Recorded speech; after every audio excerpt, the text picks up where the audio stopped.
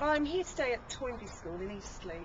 All of us know how worried the public are about the increase of young people carrying firearms and knives.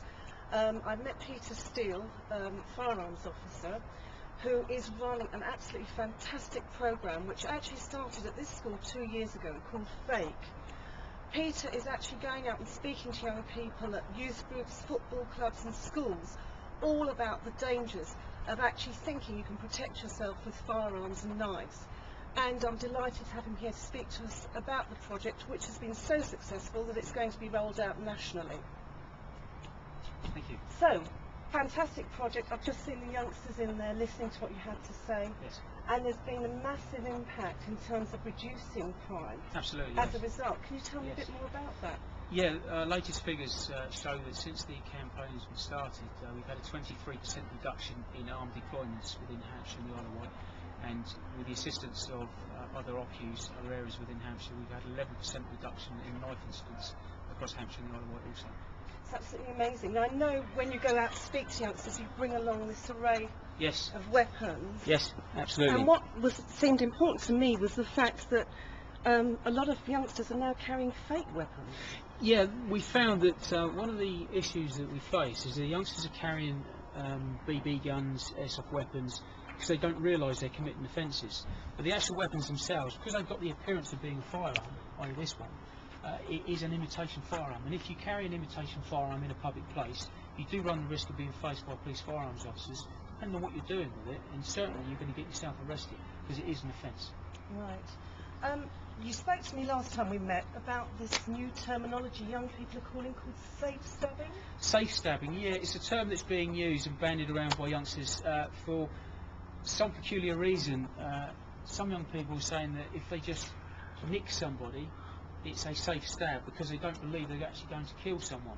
However, what we're trying to get over in the message is that your arteries are so close to the surface of your skin, within millimetres. There's no such thing as a safe stab. For a bit of pride, a bit of respect, if you start stabbing someone with a knife, even if it's a slice, you may go into an artery, and if you go into an artery, you do run the risk of dying, and the person that's done it may run the risk of going to prison for a number of years for murder. What are the national statistics at the moment for young people carrying guns and knives? Statistically, nationally, I don't know for a national statistics. Right, within this area?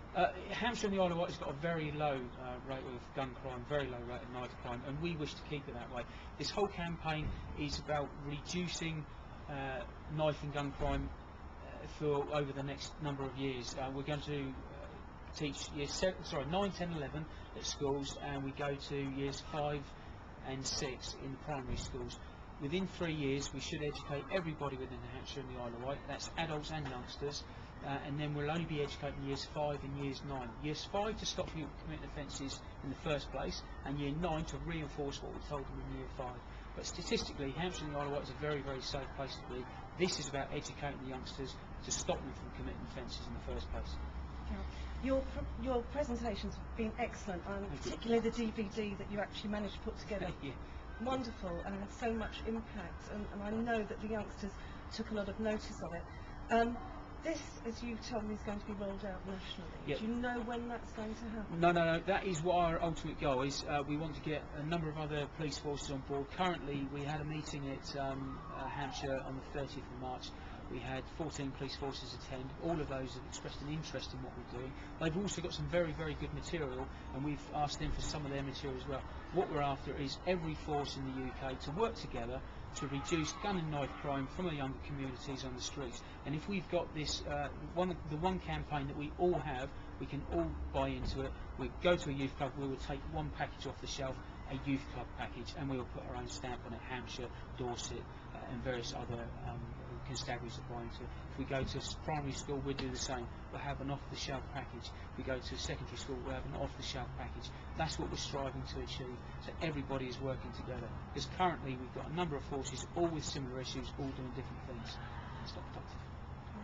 Well, as you can see, Peter's carrying out excellent work in the community, the sort of community work that I think all of us as residents will be so grateful for, and we're going to see the fruition of this in less of this type of crime. So thank you very much, Peter. You're welcome. Thank you very much. Real pleasure. Thank you. Thank you.